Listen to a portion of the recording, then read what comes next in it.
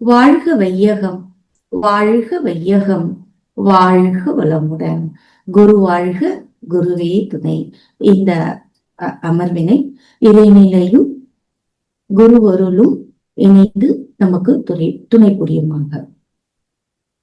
வாழ்க வளமுடன். அன்பர்கள் அனைவரையும் மாலை நேரத்தில் வரவேற்பதில் மிக்க மகிழ்ச்சி கொள்கிறேன். ஒரு நாள் பில்லோட நிறங்கள் எல்லாம் யார் பெரியவன் அப்ப ஒண்ணுக்குள்ள ஒண்ணு சண்டை போட்டுக்கிட்டு வச்சிருந்தான். நீல நிறம் சொல்லிச்சான், வானத்துக்கும் கடலுக்கும் நான் தான் நிறம் கொடுக்குறேன் அப்படின்னு சொல்லிட்டு. அப்போ நான் தான் உயர்ந்தவன் அப்படின்னு நீல நிறம் சொல்லுதான். சிவப்பு நிறம் என்ன சொல்லுதான், அனைவரின் ரத்தமும் என்னுடைய நிறம், ஆபத்தில் எச்சரிக்கவும் என்னை பயன்படுத்துறாங்க அப்படின்னு பெருமைப்பட்டுக்கிறான். பச்சை நிறம் சொல்லிச்சா, மரங்கள், புல்வெளி, பயிர்கள் எல்லாம் நிறமா தான் இருக்கு, வளத்தை குறிக்கும் நான் தான் முக்கியம் அப்படின்னு ஒன்னோட ஒண்ணு நான் தான் பெரியவன், நான் தான் பெரியவன் சொல்லிட்டு தன்னோட பெருமைகளை சொல்லி மற்ற நிறங்களை இகழ்ந்து பேச ஆரம்பிச்சுதான். அப்போ ஒரு பெரிய மின்னல் மின்னி வானம் கருமையுமாகி இடியும் மழையும் பெருசா பெஞ்சுக்கிட்டு இருக்கு. அந்த நேரத்துல எல்லா நிறங்களும் பயந்து போச்சான். அப்ப வானம் மெதுவா சொல்லுதான், யாரும் தனியாக முழுமை இல்லை, நீலம் இல்லாமல் அமைதி இல்லை, சிவப்பு இல்லாமல் தைரியம் இல்லை, பச்சை இல்லாமல் வாழ்வு இல்லை, நீங்க எல்லாம் ஒன்று சேர்ந்துதான் வானவில் அழகா இருக்கும், முழுமையா இருந்தா மட்டுமே அழகு. இந்த வானத்தை தெரியும் போது உலகத்துல இருக்கிற மக்கள் எல்லாம் பார்த்து அதை கேட்ட நிறங்கள் வெக்கப்பட்டு ஒருவருக்கு ஒருவர் மன்னிப்பு கேட்டுக்கிச்சுங்களாம்.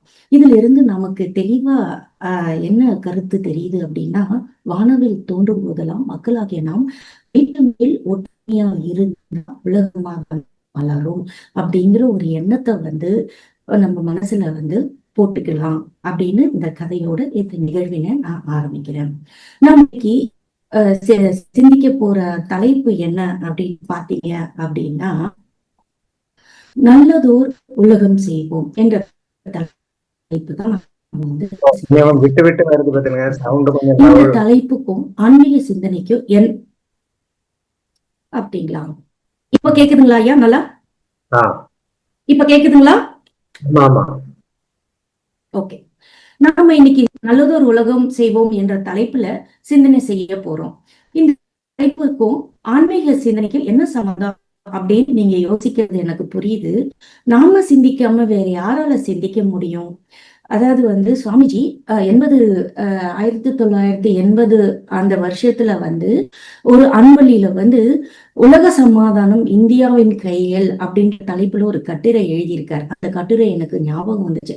அப்போ இந்திய மக்களாகிய நாம இன்னும் இந்த தலைப்பை பத்தி நம்ம சிந்திக்கிறதுல ரொம்ப வேல்யூ இருக்கு அப்படின்னு நான் நினைக்கிறேன். புதியதோர் உலகம் செய்வோம், கெட்ட ஒரு வேரோடு சாப்போம். இந்த வரிகள் நாம படிக்கும்போது உங்க எல்லாருக்கும் யாரோட ஞாபகம் வருது? எஸ், பாவேந்தர் பாரதிதாசன் தான். கரெக்ட் தான். நல்லதோர் உலகம் செய்வோம் என்ற தலைப்புல பாரதிதாசன் கருத்துக்களும் நம்ம சாமிஜியோட கருத்துக்களும் எப்படி இருக்கு அப்படிங்கிறத பார்ப்போம். இப்போ இந்த வரிகளையும் தற்சமயம் நடக்கும் ப்ராப்ளத்தையும் நம்ம லிங்க் பண்ணி பார்ப்போம்.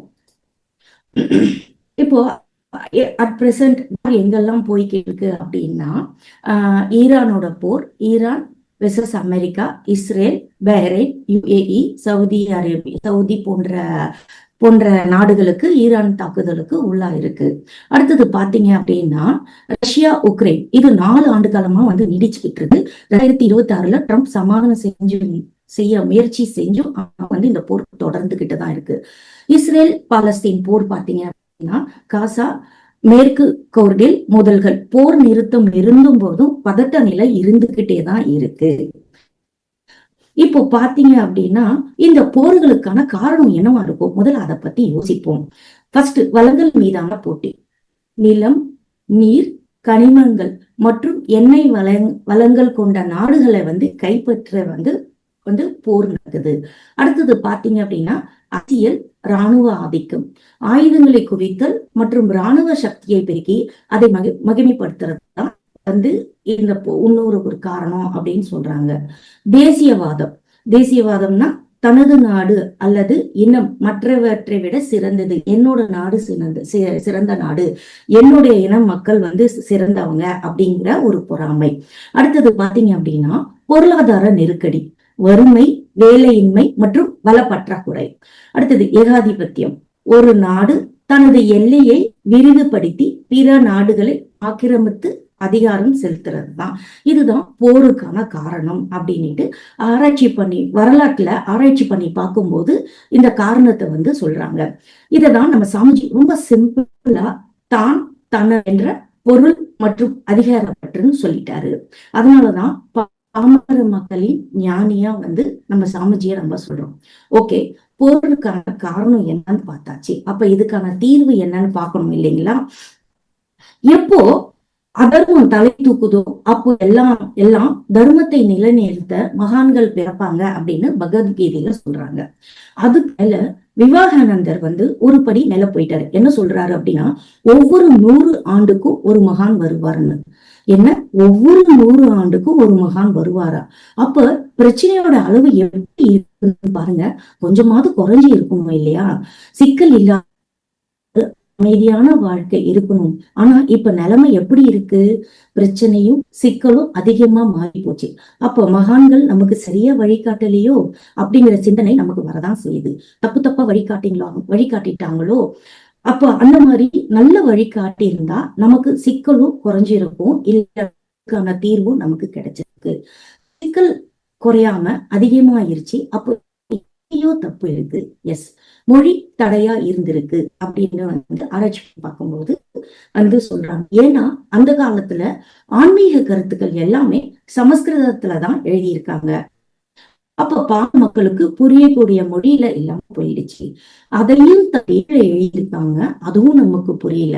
அதாவது பரிபாஷையில எல்லா கருத்துக்களையும் சொன்னாங்க, அது பாமர மக்களுக்கு புரியல. ஆனா நம்ம சாமிஜி அத எளிய முறையில எல்லாருக்கும் புரியுற மாதிரி எளிய முறை குண்டலி யோக பயிற்சியை வடிவமைச்சு கொடுத்திருக்காரு. சரி, பயிற்சி எப்படி அன்றும் இன்றும் என்றும் எல்லா காலகட்டத்துக்கு ஏத்த மாதிரி முக்கியமா ட்ரெண்டிங்கான இந்த மாடல் கல்ச்சர், அதாவது ஜெனரேஷனுக்கு ஏத்த மாதிரி ஆராய்ச்சி பண்ணி மனவளக்கலையை வடிவமைச்சு கொடுத்திருக்காரு பாருங்க. அப்பப்பா ரொம்ப வியப்பா இருக்கு. எந்த அளவுக்கு அவருடைய சிந்தனையும் ஆராய்ச்சியும் மேலோங்கி இருந்தா இந்த காலகட்டத்தினருக்கும் எதிர்காலத்துல வர அடுத்த சந்ததியருக்கும் இந்த பயிற்சிகள் ரொம்ப ஈஸியா அழகா புரியுற மாதிரி ஒரு வடிவமைச்சு நமக்கு கொடுத்திருக்காரு பாருங்க. ஓகே, இப்போ நம்ம சுதந்திர போராட்டத்தப்போ அந்த காலத்துக்கு ஏத்த மாதிரி மகான்கள் தோன்றி இருக்காங்க. ஒவ்வொருவருக்கும் வெவ்வேறு கருத்துடைமை இருந்தாலும் எல்லோருடைய எண்ணம் ஒன்றுதான். என்ன அது? சுதந்திர இந்தியாவை பார்க்கணும். நேதாஜி, திருப்பூர் குமரன், பாரதியார், காந்தியடிகள், கதிதாசன் போன்றவர்கள் தான். சமீப காலமா நடந்துகிட்டு இருக்கிற நிகழ்ச்சிக்கு காரணம் என்னன்னு கொஞ்சம் ஆராய்ச்சி பண்ணி பார்க்கும்போது, பாரதிதாசன் கவிதையான புதியதோ உலகம் செய்வோம், கெட்ட போரிடும் உலகத்தை வேரோடு சாய்ப்போம் அப்படிங்கிற பாட்டை யோசிக்கும் போது, போர்களுக்கு காரணமான குறுகிய மனப்பான்மை, பேராசை மற்றும் ஏற்றத்தாழ்வுகளை மொத்தமா ஒழிக்கணும், அன்பு மற்றும் ஒற்றுமை நிறைந்த உலகத்தை படைப்போம் அப்படின்னு சொல்றாரு. ஓகே, இப்போ நம்ம சாமி என்ன சொல்றாரு அப்படின்னா, போர் இல்லா நல்லுலகம் வேணும் அப்படின்னு சொல்றாரு. போர் அப்படின்றது மனிதனை கொன்று குவிக்கும் ஒரு செயல் அப்படின்னு சொல்றாரு. இத சட்டவிரோதமாக செய்யணும், விலங்கின பண்புகளை ஒழிக்க வேண்டும், ஒத்தும் உதவியும் வாழ வேண்டும், அன்பும் கருணையோடும் நட்பு நலம் காத்து நம்மளுடைய மனித வாழ்க்கை இருக்கணும் அப்படின்ட்டு சொல்றாங்க. ஓகே, இப்போ இந்த கவிதையோட முக்கிய அம்சங்கள் என்னென்ன அப்படிங்கறத பார்ப்போம். போரற்ற உலகம், அதாவது பாரதிதாசன் என்ன சொல்றாரு அப்படின்னா, போரற்ற உலகம், போரிடும் உலகை வேரோடு சாய்த்து அமைதியான உலகை அமைத்தல் வேண்டும் அப்படின்றாரு. மகிழ்ச்சி கருத்து என்ன? போரில்லா நல்லுலகம் வேணும் அப்படிங்கிறாரு. அதாவது இப்போ ஒரு கற்பனை கதையா ஆசிரியர் மாணவர்களுக்கு சொல்றத பார்க்கலாம். 2 நாடுகளுக்கு இடையே நூற்றாண்டு காலமாக எல்லை தகராறு போர் நடந்து கொண்டே இருக்கு. அந்த செய்திகள் மாணவர்கள் பள்ளி மாணவர்கள் ஊடகங்கள் மூலம் தெரிஞ்சுக்கிறாங்க. மேலும் தினமும் செய்திகள்ல துப்பாக்கி காட்சிகளை பாக்குறாங்க, குண்டு வீசுறத பாக்குறாங்க. ஒரு நாள் இரு நாடுகளின் தலைவர்கள் இனி போர் வேண்டாம், எல்லா ஆயுதங்களையும் அருங்காட்சியகத்துக்கு அனுப்பி விடுவோம் அப்படின்னு ஒப்பந்தம் செஞ்சாங்க. துப்பாக்கி, குண்டுகள், டேங்குகள் அப்படின்னு எல்லாமே ஒரு பெரிய அருங்காட்சியகத்துல வச்சிட்டாங்க. அப்போ அந்த குழந்தைகள் படிக்கிற பள்ளி மாணவ பசங்க அங்க டூர் போகும்போது அந்த குழந்தைகள் எல்லாம் சொல்றாங்க, இவையெல்லாம் எப்பொழுதோ மணி போன்ற ஆயுதங்கள், இப்பொழுது வரலாறு பாடம் கற்பிக்கும் கருவிகள் அப்படின்னு அந்த விஷயத்த கத்துக்கிட்டாங்க. போர் நடந்த எல்லா பகுதிகளையும் மரங்கள் நடப்பட்டிருக்கு. பழைய குண்டு வீசின இடம் எல்லாம் கிணறுகள், தண்ணீர் குளங்களாக மாற்றப்பட்டிருக்கு அப்படின்னு சொல்லிட்டு அந்த ஆசிரியர் அந்த மாணவர்கள் மனசுல அழகா போரற்ற உலகம், போர் அந்த இடத்துல என்ன மாதிரியான விஷயத்த நம்ம பண்ணி நல்ல விதமா அந்த நாடுகள், அந்த ஊர்ல மேன்மேலும் வளர்த்த பெருக்கிறதுக்கு என்னெல்லாம் செய்யும் அப்படிங்கிற ஒரு கற்பனை கதையை அந்த மாணவர்களுக்கு சொல்றாரு. நல்லா இது கேட்கறதுக்கே ரொம்ப நல்லா இருக்கு. அடுத்தது பாத்தீங்க அப்படின்னா பொது உடைமை. பொது உடைமை அப்படின்னா என்னது, இது என்னது என்ற குறி மனப்பான்மையை தவிர்த்து அனைத்திற்கும் பொதுவான சமுதாயத்தை உருவாக்குதல் அப்படின்னுட்டு பாரதிதாசன் சொல்றாரு. நம்ம சாமிஜி என்ன சொல்றாரு பாருங்க, பொது உடைமை அப்படின்னா எல்லாருக்கும் எல்லாம் பொது, இருக்கிறவங்க கிட்ட இருந்து இல்லாதவங்களுக்கு புடுங்கி கொடுக்கிற கம்யூனிசம் வேணாம், அது விலங்கின பண்பு அப்படின்னு சாமிஜி சொல்றாரு. சோசியலிசமா இருக்கணும் அப்படின்றார். அடுத்து அன்பு பெருக்கு. அன்பு பெருக்கு அப்படிங்கிறது இதயமெல்லாம் அன்பு நதியில் நினைந்து மனித நேயத்தை நிலைநிறுத்துதல் அப்படின்னுட்டு பாரதிதாசன் அன்பு பெருக்குக்கு ஒரு டெபினிஷன் சொல்றாரு. ஒரு சிறிய கிராமத்துல ஆற்றங்கரை வழியா பள்ளிக்கு செல்லும் ஒரு சிறுவன் மரத்துல இருக்கிற பறவைகளை தினமும் கற்கள் இருந்து அவற்றை ஓட செய்யறான். பறவைகள் பயந்து கூட்டை விட்டு தூரமா பறக்குது. ஒரு நாள் அந்த கிராமத்துல கடுமையான வறட்சி நிலவி இருக்கு. எல்லா வயல்களும் காஞ்சி போச்சு. தாகம் தீர கிணற்றுல கூட தண்ணீர் இல்லை. அப்போ அந்த பறவைகள் பல கிலோமீட்டர் தூரத்துல இருக்கிற ஒரு சிறிய தடாகத்தை கண்டுபிடிச்சு அங்க தனக்கு தேவையான நீரை குடிச்சுக்கிட்டு இருக்கிறத கிராம மக்கள் பார்த்தாங்க. அதை பார்த்த கிராம மக்கள் அந்த தடாகத்துல இருந்து தேவையான தண்ணீரை கொண்டு தன்னோட தேவைகளை பூர்த்தி செஞ்சுக்கிட்டாங்க. கிராமம் பசுமை நிறமா மாறிட்டு இருந்தது. இயற்கை எல்லாவித வளங்களும் கொடுச்சு.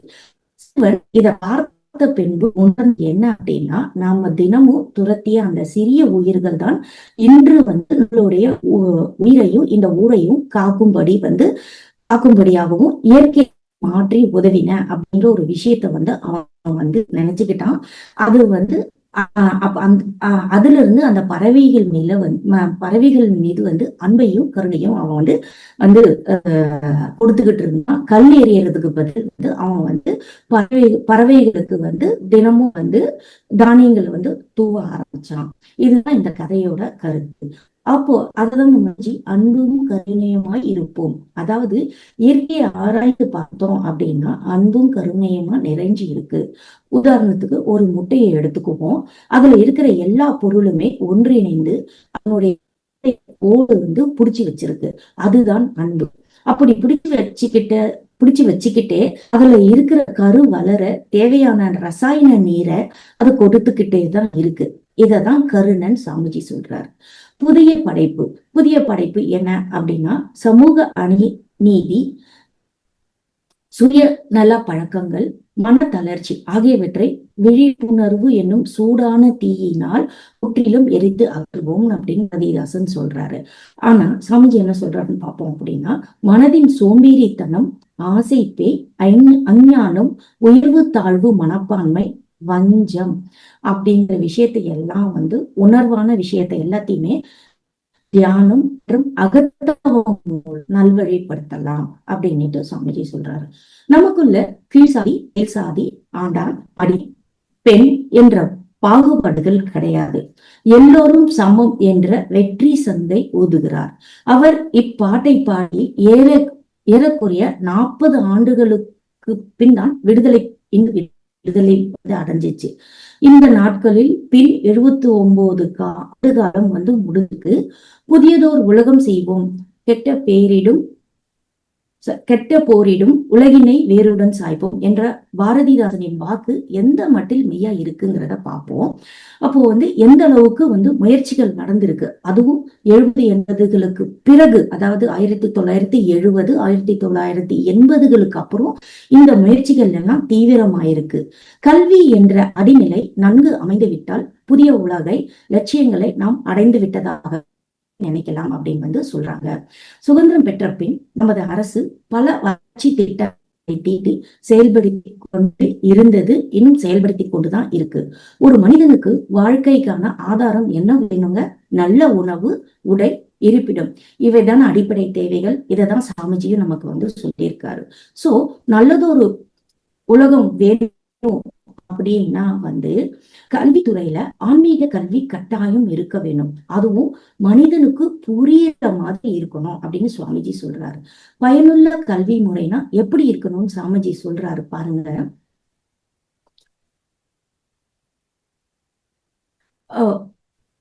ஆடியோ இருக்குங்களா? வாழ்க வளமுடன்.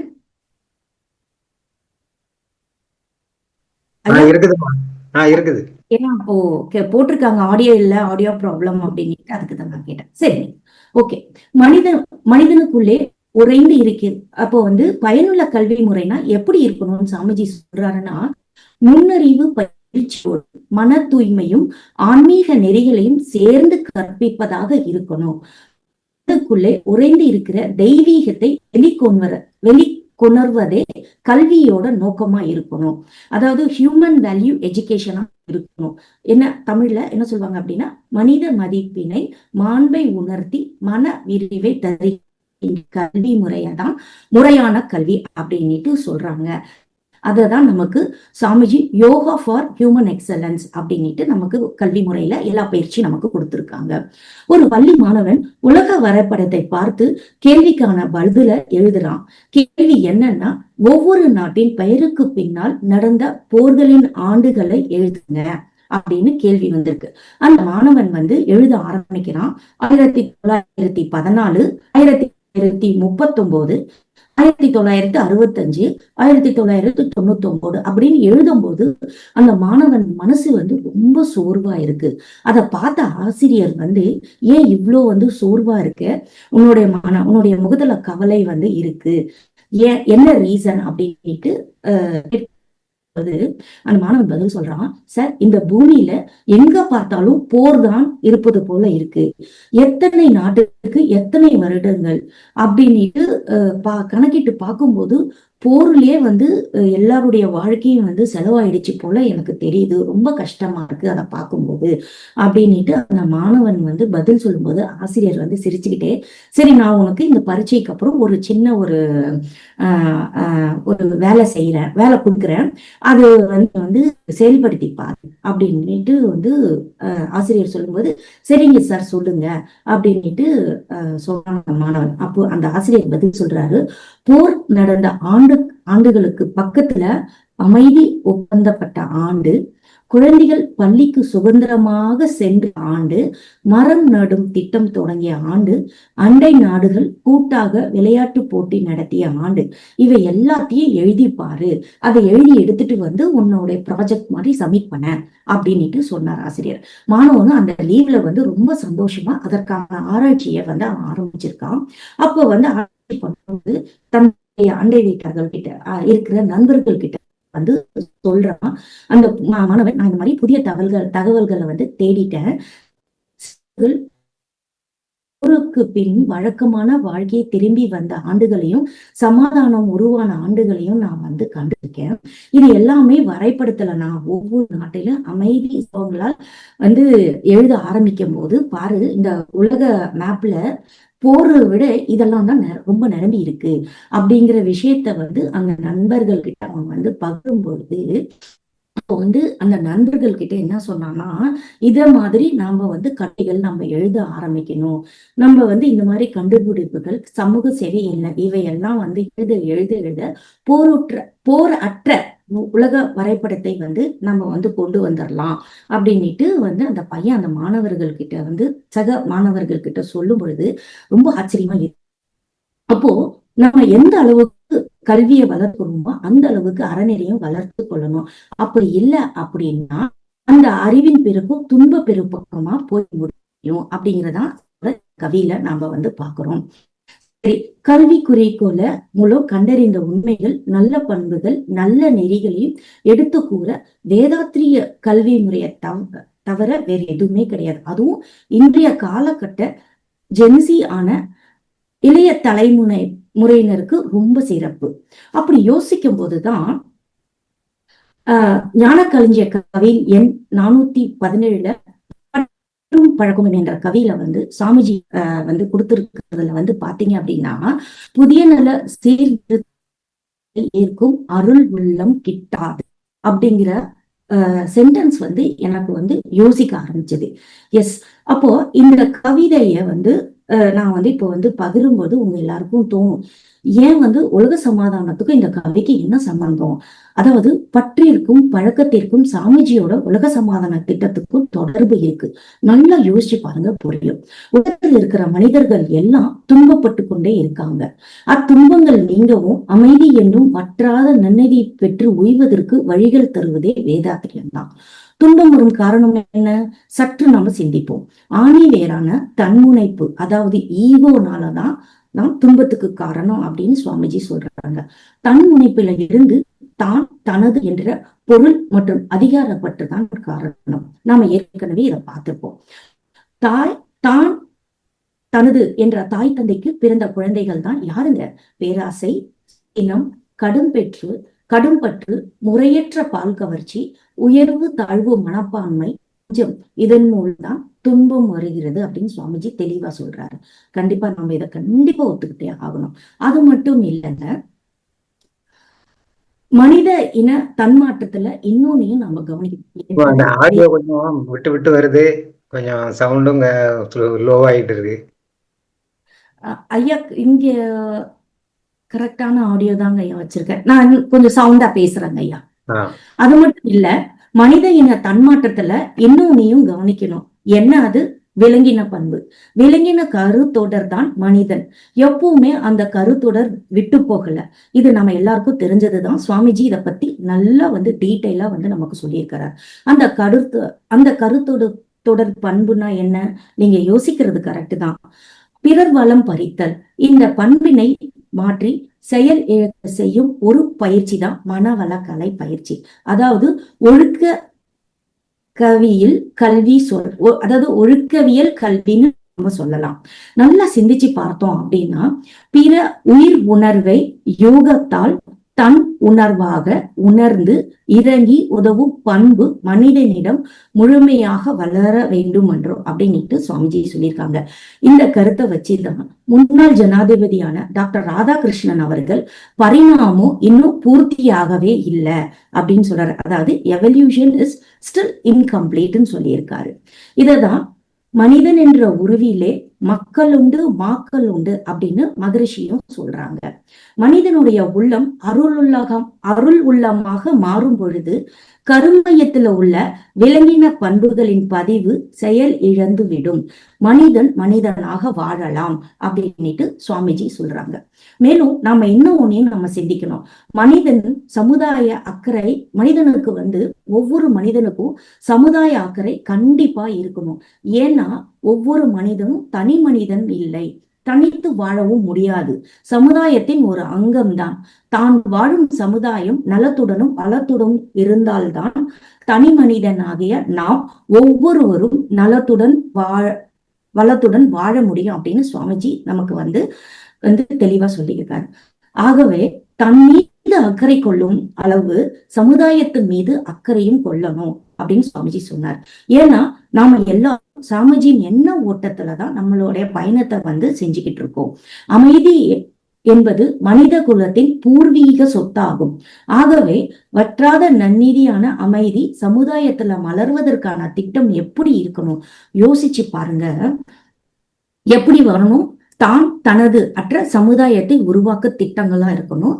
மனித குலம் விலங்கின பண்பை இருப்பாக கொண்டு வந்துள்ளதனால அத்தகைய தன்மையை நீக்கி மானுட பண்பை வளர்வதற்கான சூழ்நிலை ஏற்படுவதாக இருக்கணும். சமுதாய நலன் கருதி சமுதாயத்தின் மீது அக்கறை ஏற்படுவதாக இருக்கணும். பாவ பதிவுகளை போக்கிக் கொண்டு மனித பிறவியின் நோக்கமாக இறை உணர்வு பெற வேண்டும் என தெளிவாக விளக்கப்பட்ட நிலையில் அவ்வாறே ஒவ்வொரு மனிதனும் பிறந்த நோக்கமான இறை உணர்வு பெறுவதில் எளிதாக வெற்றி அடையும் சூழ்நிலையை உருவாக்கக்கூடிய திட்டமாக இருக்கணும். வறுமை அறவே இருக்கக்கூடாது அப்படிங்கிற திட்டங்கள் கண்டிப்பா இருக்கணும். அந்த திட்டங்கள் எதுல இருக்குங்க? நம்ம வேதாத்திரிய திட்டங்களாக உலக சமுதாய வாழ்க்கை நெறி அப்படிங்கிற திட்டத்துல 14 கோட்பாடுகள் இருக்கு. என்னென்ன 14 கோட்பாடுகள்? போரில்லா நல்லுலகம், பொருள் துறையில் சமநீதி, நேர்மையான நீதிமுறை, நிலவுலகோர் ஆட்சி, சீர் செய்த பண்பாடு, சிந்தனையோர் வழிவாழ்வு, சிறப்புணர்ந்த பெண் மதிப்பு, தெய்வ நீதி வழிவாழுதல், தேர் திருவிழா தவிர்த்தல், சிறுவர்களுக்கே விளையாட்டு, செயல் விளைவு உணர்கல்வி, சீர்காந்த நிலை விளக்கம், உணவு நீர் பொதுவாக்கல், உண்மை ஒன்றே வழிபடுதல் ஆகிய இந்த 14 திட்டங்கள் தான் உலக சமுதாய வாழ்க்கை நெறி திட்டமாக உலக சமாதானத்துக்கு அடியெடுத்து வைக்கும் அப்படின்ட்டு சுவாமிஜி சொல்றாரு. இதைதான் நாம ஒவ்வொருவரும் ஒவ்வொரு நாளும் தவ முடிவுல என்னன்னு வாழ்த்து போடுறோம் அப்படின்னா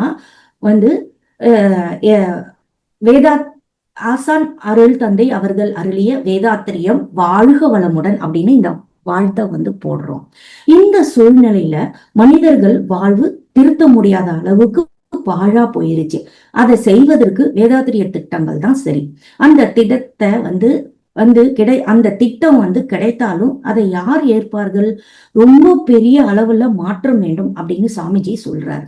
சரி, அப்படி என்ன மாற்றம் அப்படின்னு பார்க்கும் பொழுது 1955ஆம் ஆண்டுல மகரிஷி எழுதிய பாடல் எண், அதாவது ஞான களஞ்சியத்துல பாடல் எண் 957. இத்தகைய இந்த கவில 6வது வரி பாத்தீங்க அப்படின்னா, உலகினிலே மனிதர்கள் வாழ்வென்னும் பூங்கா. 7வது வரி என்ன? கருகி பல துறைகளிலும் பழுதாய் போச்சு. எவ்வளவு ஆழமா சிந்தனை செஞ்சு இந்த வரிகளை நம்ம கொடுத்திருக்காரு பாருங்க. இப்ப கண்டிப்பா இந்த வரிகளை நாம ஏத்துக்கிட்டு தான் ஆகணும். அப்படி ஏத்துக்கொள்ளும் பட்சத்துல கடைசி வரியும் நாம கண்டிப்பா ஏற்றுக்கொள்ள வேண்டும். அதுதான் காப்பதற்கு பெரும் அளவில் மாற்றம் வேண்டும். சோ மகரிஷி அவர்கள் பற்றும் பழக்கும், இப்போ பழைய அந்த கவிக்கு வரும், பற்றும் பழக்கமும் என்ற தலைப்புல புதிய நல சீர்திருத்த கருத்தை ஏற்கும் அருள் உள்ளம் கிட்டாது அப்படிங்கிற வரி ஃபர்ஸ்ட் நான் கனெக்ட் பண்ணி பேசினேன் இல்லைங்களா? அந்த வரியை திருப்பி நம்ம இங்க கனெக்ட் பண்றோம். என்ன அப்படின்னா, யார் ஏற்பார்கள், யார் ஏற்க மாட்டார்கள் அப்படிங்கிற வரியை தான் இதுதான். இத இப்போ எல்லாருக்கும் புரிஞ்சிருக்கும். அப்படிப்பட்ட ஆத்மார்த்தமான எண்ணத்தை நாம உலக சமாதான திட்டத்துக்கு அளிக்கணும். தயக்கமோ அச்சமோ இருக்கக்கூடாது. உறவின் உண்மை நிலையை காணும் தெளிவே துறவு அப்படின்னு சுவாமிஜி சொல்றாரு. அப்போ என்ன அப்படின்னு பார்க்கும் பொழுது, மனிதனுக்கு ஆசை இருக்கலாம், அதுவே பேராசையா இருக்கக்கூடாது. அந்த ஆசையை சீரமைக்க நமக்கு அகத்தாய்வுல சொல்லி கொடுத்திருக்காரு, எப்படி எல்லாம் சீரமைக்கணும் அப்படின்னு சொல்லிட்டு. இந்த பயிற்சியை பழகும் பொழுது பற்று மற்றும் துறவை பத்தி நமக்கு நல்ல விளக்கம் கிடைச்சிருக்கும். அதாவது நாம தூங்கும் போதுதான் நமக்கு தலகாணி தேவைப்படும். அதுக்காக நம்ம போற இடத்துக்கெல்லாம் தலகாணியை சுமந்துகிட்டே தெரிய முடியாது. கரெக்ட் தானே? அதாவது அளவு முறை அவசியம். அளவு மீறும் பொழுது இன்பம் துன்பமாகிவிடும் அப்படின்னு இதன் மூலம் நம்ம நல்லா தெரிஞ்சுக்கலாம். அப்போ புதிய நல்ல சீர்திருத்த திட்டங்களை ஏற்பவர்கள் அருள் உள்ளம் படைத்தவர்கள் அப்படின்னு சுவாமிஜி சொல்றாரு. அது என்னன்னு பார்ப்போம். கல்லார் கற்றார் செயல் விளைவார் காணும் இன்ப துன்பம் அவன் என்ற கவியில நமக்கு நல்லாவே சாமிஜி உணர்த்தியிருக்காரு. என்னன்னு, படித்தவன் படிக்காதவன் செய்யும் செயல்களின் விளைவாக வரும் இன்ப துன்பத்தை அறிபவன் இறைவன் அப்படின்னு தப்பான பொருள் எடுத்துக்கொள்ள கூடாது. அது அழகா சாமிஜி புரியறது போல சொல்றார் பாருங்க. விளைவை அறிந்து ஒரு செயலை செய்தாலும் அறியாமையில் அந்த செயலை செய்தாலும் அதனால் வரும் துன்பங்களும் இன்பங்களும் மனிதனிடத்தில் உள்ள இறைதான் அனுபவிக்குது அப்படின்னு எவ்வளவு அழகா சொல்றாரு பாருங்க. இயற்கையின் குழந்தைகள் தானே நாம. இந்த உலகத்தில் இருக்கிற மக்கள் தான் எல்லாரும். நாம சண்டை சச்சரவு இல்லாமல் சமாதானமாக வாழ்வதுதான் இயற்கைக்கு மகிழ்ச்சி தரும். கரெக்ட் தானே? இருக்கின்ற நிலை நல்லா இல்லாம சீரழிந்து கொண்டு இருக்கிறதுனால புதிய நல சீர்திருத்தம் கண்டிப்பா வேணும். உலகில மனிதர்கள் வாழ்வென்னும் பூங்கா கருகி பல துறைகளும் பழுதா போச்சு. காப்பதற்கு பெரும் அளவில் மாற்றம் வேணும்னு சுவாமிஜி சொல்றாரு. தன் மீதும் சமுதாயத்தின் மீது அக்கறை உள்ளவர்களால் அனைவருமே இந்த ஸ்டேட்மெண்ட்டை கண்டிப்பா ஒத்துக்கொள்ள வேண்டிய கருத்து. அப்போ இந்த மனித குலம் ஒய்வதற்கு அமைதி என்னும் ஒரு வற்றாத நன்னெறி பெற்று ஒய்ய நாம என்ன செய்யணுங்க? உலகத்தை வாழ்த்தணும். சாமிஜி சொல்வாரு, காலையிலும் மாலையிலும் 10 முறை வாழ்த்து போடணும், இது நம்மளுடைய கடமை அப்படின்னுட்டு. கோவிட் டைம்ல நாங்க டெல்லியில இருக்கும் பொழுது உலக மக்கள் எல்லாருமே பயத்துலதான் வாழ்ந்துகிட்டு இருந்தோம் இல்லைங்களா? அப்ப சாமிஜி சொன்ன வாழ்த்தலை தான் காலையிலும் மாலையிலும் இணையதளத்தின் மூலம் 1/2 மணி நேரம் இந்த வையகத்தை நாங்க எல்லாரும் வாழ்த்த ஆரம்பிச்சோம். விருப்பம் உள்ள அன்பர்கள் அதுல கலந்துகிட்டாங்க. அந்த டைம் அதுல எங்களுக்கு பெரிய ரிலீஃபா இருந்தது. ஏன்னா சமுதாயத்துல நேரடி தொடர்பு கிடையாது. வாழ்க்கை ரொம்ப பயந்துகிட்டு தான் வாழ்ந்துகிட்டு இருந்தோம். சிக்கல் ரொம்ப நிறைய இருந்தது. அப்போ ஆரம்பிச்சுதான் இந்த இணையதளத்தின் மூலம் வையகத்தை வாழ்த்துவதும். இன்னும் நம்ம அந்த வாழ்த்தலைய மாலையில 8 to 8 இணையதளம் மூலம் அந்த வாழ்த்தலைகளை நம்ம செஞ்சுக்கிட்டு தான் இருக்கோம். விருப்பமுள்ள அன்பர்கள் எல்லாருமே இணையதளத்துல கலந்து கொண்டு வையகத்தை வாழ்த்திட்டு தான் இருக்க.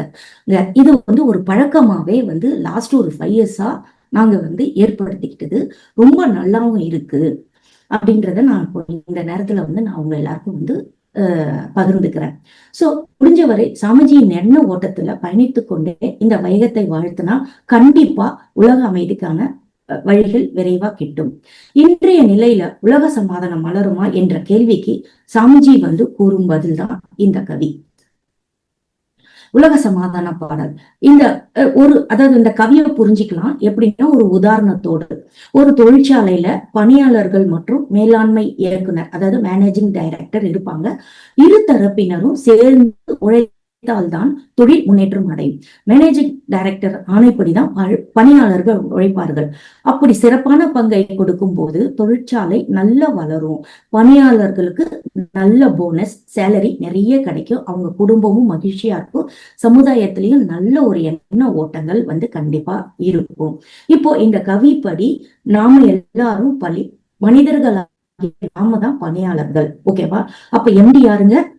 இறைநிலை தான். இறைநிலை தன்னோட வேலையை செஞ்சுக்கிட்டு தான் இருக்கு. பணியாளர்களாகிய நாம தன்மாற்றம் என்ற உழைப்பை அந்த தொழிற்சாலையில போடும் பொழுது வெற்றி என்னும் அமைதியை முடியும். அதுபோல இயற்கையில் உயிரின தன்மாற்றம் ஓரறிவு முதல் 6 அறிவு வரை தோன்றுவதற்கு காரணம் இறையோட எண்ணத்தின் வாகனமே அப்படின்னு சுவாமிஜி சொல்றாரு. எண்ணத்தின் பரிணாம வளர்ச்சி மகரிஷி அவர்களால் மகரிஷி அவர்களால் சொல்லப்படுது. இறை உணர்வு பெற முக்கியமான காரணம் என்ன? பற்று மற்றும் விலங்கின பண்பு மூலம் கிடைக்கும் பாவ பதிவில் இருந்து நாம வெளியே வர சாமிஜியின் பயிற்சி முறைகளை சரிவர செய்யணும். அப்ப நம்ம உடலும் மனமும் ஒண்ணுபடும். அது உலக அமைதி என்ற எண்ணம் மேலோங்கி நாம் கூறும் வாழ்த்து அலைகளில் வான்காந்தத்துல நல்லா பதியும். சாமிஜியோட வேதாத்திரிய திட்டங்கள் ஒவ்வொன்றா நிறைவேறும். உலக சமாதானம் மலரும். ஓகே, எண்ணத்தின் வலிமையை கண்டவர் வேதாத்திரி மகரிஷி அவர்கள்.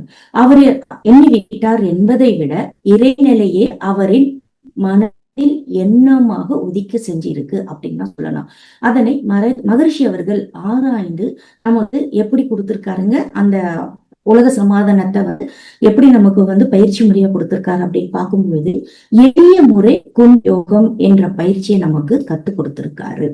சரிங்க, நாம செய்ய வேண்டியது என்ன? இப்போ இயற்கையில விளையும் துன்பங்களை குறைத்து கொள்ள முயற்சியை சாமிஜி சொல்லியபடி நம்ம முயல வேணும். இன்பங்களை காக்க வேண்டும். விலங்கின தன்மையில் இருந்து மெல்ல மெல்ல வெளியே வர வேணும். செயற்கை துன்பங்களை ஏற்படுத்தி கொள்ளாமல் இருக்க வேண்டும். ஒழுக்க வாழ்வு ரொம்ப அவசியம். மனிதனாக வாழ உணர்ச்சி, ஆராய்ச்சி என்ற இரு பிரிவுகளாக இயங்கும் அறிவின் பேராற்றலை அறிந்து ஒழுங்குபடுத்தி அதன்படி நம்ம வாழ்க்கையை நம்ம அமைச்சுக்கிட்டோம் அப்படின்னா, நம்மளோட லைஃப் ஸ்டைல் மாத்தி வாழ ஆரம்பிக்கும் போது ஈஸியா உலக சமாதானம் நோக்கி நம்மளோட எண்ணம் நடைபோடும், வெற்றி நடைபோடும்.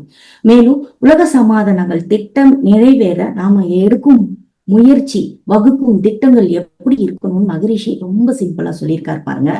மனித இன வாழ்விற்கும் இயற்கைக்கும் ஒத்த முறையில் திட்டம் இருக்கணும். மனித சமுதாயத்துக்கு பொதுவா இருக்கணும். சிரமம் இல்லாமல் அமல்படுத்தக்கூடிய திட்டமா இருக்க வேணும். தொடர்ந்து பலன் அளிக்கக்கூடிய திட்டமா இருக்கணும். பல நாட்கள் உடற்கருவிகளை இயக்கி பழகி கொண்ட பழக்கங்களையும் பற்றுதலையும் கொள்கைகளையும் உடனே நம்மால மாற்றிவிட முடியவே முடியாது எளிதில. ஆகையால படிப்படியாக மாறுதலை ஏற்படுத்த வேணும். உலக சமாதானம் என்ற திட்டத்தில் லட்சியம் என்ன அப்படின்னா, உலகில் பிறக்கும் மனிதர்கள் யாவரும் நாடு, மதம், இனம், மொழி, சாதி பேதங்கள் இல்லாமல் வயதிற்கேற்ற தேவைகளை கேட்ட உணவு, இருக்க இடம், கல்வி, தொழில், வாழ்க்கை துணை பெற்று வாழும் திறமை அறிந்த ஒரே குடும்பத்தை போல அன்போடும் கருணையோடும் பண்போடும் கடமை உணர்ந்து சமத்துவமான அமைதியாக வாழ வைக்க ஒரு திட்டம் இருக்கணும். ஓகே. உலக நாடுகள் எல்லை காக்க ஓருலக கூட்டாட்சி. உலகமெங்கும் போர், பகை, அச்சம் நீங்கி மக்கள் உழைத்துண்டு வாழமாக வாழ வேணும். கூட்டு பண்ணை விவசாயம் இயற்கை முறையில நடக்கணும். விருப்பம் உள்ள ஆணும் பெண்ணும் எளிய முறையில திருமணம் செஞ்சுக்கணும். 10க்கு 10 அறையில ஒவ்வொரு தம்பதிக்கும் அரசினால் வீடு கொடுக்கப்படணும். பிள்ளைகள் பிறந்த உடனே அதை அரசிடம் பொதுவான இடத்தில் வளர்க்க ஒப்படைக்கணும். அங்கே குழந்தைகள் அனைத்தும் கூட்டாக அதற்கென்ன நியமிக்கப்பட்டோர்களால் வளர்க்கப்படணும். கல்வி நல்ல தரமான கல்வி தரப்படணும். பின்னர் அவரவர் திறமைக்கேற்ற பொது வேலை, 100 வீடுகள் கொண்ட ஒவ்வொரு காலனிக்கும் பொது சமையலறை, சுற்றுமுறையில கால அட்டவணைப்படி சத்தான சுவையான சமையல். ஒவ்வொரு 10 ஆண்டும் உலகில் ஏதாவது ஒரு நாட்டில் தங்கி வாழ்தலுக்கான உலக குடியுரிமை அப்படின்னு கூட்டுறவு முறையில உலக அளவிலான சமதர்ம சமுதாய கூட்டுறவு அடிப்படையில சமாதான முயற்சிகள்ல மகரிஷி சிம்பிளா திட்டங்களை நம்ம கொடுத்திருக்காரு. வன்முறை மூலம் பொது உடைமை சமுதாயம் காண தனக்கு விருப்பம் இல்லை அப்படின்னு சுவாமிஜி சொல்றாரு. இவர் தனது திட்டத்தை ஐநா சபையில முன்வைத்தியும் பேசியிருக்கிறார். தனது உலகெங்கும் ஓராட்சி திட்டத்தை நிறைவேற்ற ஆழியார்ல உலக சமுதாய சேவா சங்கத்தை நிறுவி இருக்கிறார். உலகம் முழுவதும் உள்ள நாட்டு மக்களுக்கு மகரிஷி அவர்களின் எளிய முறை உடற்பயிற்சி, காயகல்ப பயிற்சி, அகத்தாய்வு பயிற்சிகள், பட்ட படிப்புகள் பல்கலைக்கழகங்கள் மூலமா உலக சமுதாய சேவா சங்கம் நடத்தி வருது. அரசியல் தலைவர்களாலோ மத தலைவர்களாலோ பொருள் துறை தலைவர்களாலோ உலகில் அமைதி ஏற்படுத்த முடியாது. ஏன்னா இவர்கள் தனித்தன்மையில எவ்வளவு உயர் நோக்கம் உடையவர்களாக இருந்தாலுமே ஒரு குறிப்பிட்ட வகையில வாழ்க்கை நலத்தில எல்லை கட்டிய குழுவினர்களால் அளித்துள்ள பதவி, பணம் இவற்றிற்கு கட்டுப்பட்டவர்களாக இருப்பார்கள். ஆகவே ஆன்மீக துறையில உலக மக்கள் அனைவரையும் பொறுப்புடன் இணைத்து நலம் காக்க ஆன்மீக நோக்கோடு ஒரு இயக்கம்தான் நீரை உணர்வோடு உலக அமைதிக்கு வழிகாட்ட முடியும்னு சாமிஜி சொல்றாரு. மேலும் சாமிஜி அவர்கள் கொடுக்கும் திட்டம் மிகவும் எளிது, புரிந்து கொள்ளும் அளவும் செயல்படுத்துறதுக்கும் இயல்பானது. ஐக்கிய நாடு சபைகளுக்கு போதிய அதிகாரம் அளித்து உலக நாடுகள் ஒன்றிணைந்து உலகில் உள்ள எல்லா ஆட்சி எல்லைகளையும் பாதுகாக்கும் பொறுப்பை கூட்டா ஏத்துக்கணும். எல்லை தகராறுகளை ஐநா சபைகள் ஏற்படுத்தும் நீதிமன்றம் மூலம் எல்லா நாடுகளும் எதிர்ப்பின்றி ஏற்றுக்கொள்ளக்கூடிய திட்டமாகவும் இருக்கணும். எல்லை பாதுகாப்புல ஐநா சபை மூலம் உலகை ஏற்றுக்கொண்டால் தனித்தனியே நாட்டுக்கு இராணுவம் தேவைப்படாது. இன்றுள்ள இராணுவ அமைப்பு செலவையும் போர் வீரர்களுக்கான செய்யும் செலவையும் அணுகுண்டு உற்பத்தி உற்பத்தி செய்வதற்கான செலவுகளை எல்லாத்தையுமே பின்தங்கிய நாடு, பின்தங்கிய மக்கள் ஆகியவர்களுக்கு வந்து ஐநா சபை வந்து முன்னுக்கு வந்து அவங்களுக்கு செலவு செஞ்சா, இராணுவத்தின் செலவு ஆற்றலும் மக்கள் நல சேவைக்கும் வந்து அந்த செலவுகளை வந்து திருப்பப்பட்டு விட்டா 15 ஆண்டு காலத்துக்குள்ள உலகில் உள்ள ஒவ்வொரு நாடும் சமமான பொருளாதார வசதியோடும் அன்பும் வளம் பெற்றும் உள்ளங்களோடு அமைதியா வாழ முடியும்னு சுவாமிஜி சொல்றாரு. உலகெங்கும் ஊர் வாரியாக, நகர் வாரியாக, நாடுகள் வாரியாக இந்த திட்டத்தை பற்றி சிந்திக்கவும், எந்த பிரிவினருக்கும் இழப்பில்லாம வகையில் உலக அமைதி ஏற்படுத்துவாறு முடிவெடுத்து பின்பற்றலாம், நலம் செய்து நலம் கண்டு மகிழலாம் என்று அன்போடு கூறும் சாமிஜியின் அழைப்பை அன்புடன் ஏற்று நாமும் வெற்றி நடை போடுவோம், நல்லதொரு உலகம் செய்ய. வாழ்க வளமுடன். எனக்கு வாய்ப்பளித்த உலக சமுதாய சேவா சங்க ஐடி இயக்குநரத்துக்கும் மும்பை செம்பூர் அறக்கட்டளைக்கும் எனது நன்றிகளை தெரிவித்துக் கொள்கிறேன். இன்றைய நிகழ்ச்சியை சிறப்பாக தொகுத்து வழங்கிக் கொண்டிருக்கும் ஐயா அவர்களை நாம் அனைவரும் துரிய நிலையில் நின்று வாழ்த்தலாம். அருள்நிதி திருமாறன் ஐயா அவர்கள் அருட்பேராற்றல் கருணையினால் உடல் நலம், நீலாயுள், நிறை செல்வம், உயர் புகழ், மெய்ஞானம் ஓங்கி வாழ இறையருளும் குருவருளும் என்றும் துணை புற மாட்டார். வாழ்க வளமுடன். வாழ்க வளமுடன் அம்மா, மிக்க நன்றி. நல்லதொரு உலகம் அமைய வாழ்த்துவோம். மிக சிறப்பாக சிந்தனை உரையாய் வழங்கிய திருமதி சங்கரி நரேஷ் பாபு அம்மா அவர்களை அனைவரும் வாழ்த்தி மகிழ்வோம். சங்கரி நரேஷ் பாபு அம்மா அவர்கள் வாழ்க வளமுடன். அம்மா அவர்களின் உடல் நலம் மற்றும் மனநலம் வாழ்க வளமுடன். அவர்தம் ஆன்மீக தொண்டு மேலும் மேலும் சிறக்க வாழ்க வளமுடன். அடுத்ததாக நாளைய நிகழ்ச்சிகள் பற்றிய அறிவிப்பு. நாளை காலை 5:15 மணிக்கு 9 மைய தவம் துணை பேராசிரியர் சிவகுமார் அவர்களால் நடத்தி தரப்படும். மும்பையிலிருந்து 6 மணிக்கு உடற்பயிற்சி மற்றும் காயகற்ப பயிற்சி பேராசிரியர் சக்தி குமாரவேல் ஐயா அவர்களால் நடத்தி தரப்படும். அனைவரும் கலந்து கொண்டு பயன்பெறுக. காலை 7 மணிக்கு மும்பையிலிருந்து நரேஷ் பாபு ஐயா அவர்களால் ஆங்கிலத்தில் 9 மைய தவம் நடைபெற உள்ளது.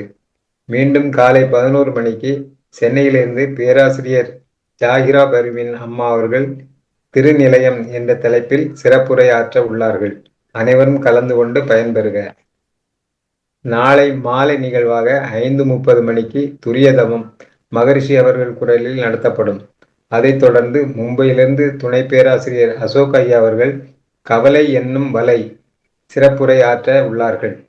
அன்பர்கள் அனைவரும் எல்லா நிகழ்ச்சியிலும் கலந்து கொண்டு பயன்பெறுவதோடு தங்கள் நண்பர்கள் உறவினர்களுக்கும் தெரிவித்து ஊக்குவித்து பயனடையுமாறு அன்போடு கேட்டுக்கொள்கிறோம். வாழ்க வளமுடன். இப்பொழுது கேள்வி பதிலுக்கான நிகழ்வில் அம்மா அவர்களின் உரையிலிருந்து சந்தேகங்கள் ஏதேனும் இருப்பின் கேள்வி கேட்குமாறு அன்போடு கேட்டுக்கொள்கிறோம். வாழ்க வளமுடன்.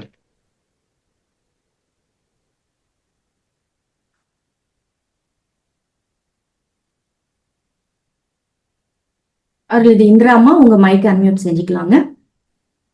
வாழ்க வளமுடன் அம்மா. வாழ்க வளமுடன் அம்மா. வாழ்க வளமுடன். அருமையான உரை, சிந்தனை உரை. நல்லதொரு உலகம் செய்வோம். சிறப்பா எடுத்து கூறினீங்க அம்மா. வாழ்க வளமுடன். இதெல்லாம் சாமிஜியினுடைய கனவுகள்லாம் நனவாக நாம் எல்லோரும் ஒருமித்து பாடுபடணும். இறையர்களும் குருவர்களும் துணை செய்யணும்மா. நினைவுக்கு பாரதியினுடைய கனவு மெய்ப்பட்டது போல நம்முடைய ஆசான் அவர்களின் கனவு மெய்ப்படணும். நீங்க பேசும்போது சொன்னீங்க, கல்லார் கற்றார் செயல் விளைவாய். அந்த இடத்துக்கு விளக்கம் சொன்னீங்க. நாமெல்லாம் நினைச்சுக்கிட்டு இருக்க விளக்கம் இல்லாம வேற ஒரு விளக்கம் சொன்னீங்க. அந்த இடம் எனக்கு சரியா புரியல. அத கொஞ்சம் விளக்கி சொல்ல முடியுமா அம்மா?